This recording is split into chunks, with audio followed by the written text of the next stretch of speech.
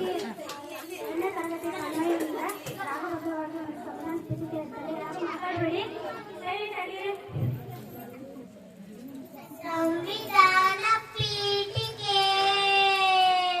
ದೀಕ್ಷಾವಿಧಿ ರಾಷ್ಟ್ರಕ್ಕೆ ಭಾರತದ ಪ್ರಜೆಗಳಾದ ನಾವು ಭಾರತವನ್ನು ಒಂದು ಸಾರ್ವಭೌಮ ಸಮಾಜವಾದಿ ಭಾರತವನ್ನು ಒಂದು ಜಾತ್ಯತೀತ ಪ್ರಜಾಸತ್ತಾತ್ಮಕ ಗಣರಾಜ್ಯವನ್ನಾಗಿ ರೂಪಿಸುವುದಕ್ಕಾಗಿ ಭಾರತೀಯರೆಲ್ಲರಿಗೂ ಸಾಮಾಜಿಕ ಆರ್ಥಿಕ ಮತ್ತು ರಾಜಕೀಯ ನ್ಯಾಯವನ್ನು ವಿಚಾರ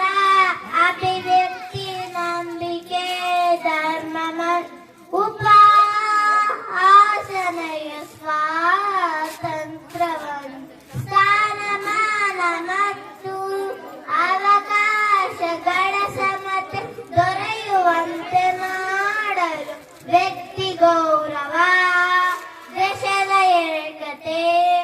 ಸಮಗ್ರತೆಗಾಗಿ ಎಲ್ಲರಲ್ಲಿ ಭ್ರಾತೃತ್ವ ಭಾವವನ್ನು ಮೂಡಿಸುವುದಕ್ಕಾಗಿ ದೃಢ ಸಂಕಲ್ಪ ಮಾಡಿ ನಮ್ಮ ಸಂವಿಧಾನ ಸಭೆಯಲ್ಲಿ 1949 ನವೆಂಬರ್ ತಿಂಗಳ 26ನೇ ದಿನ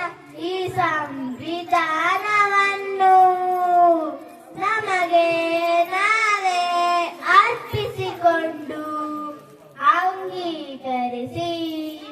ಶಾಸನವ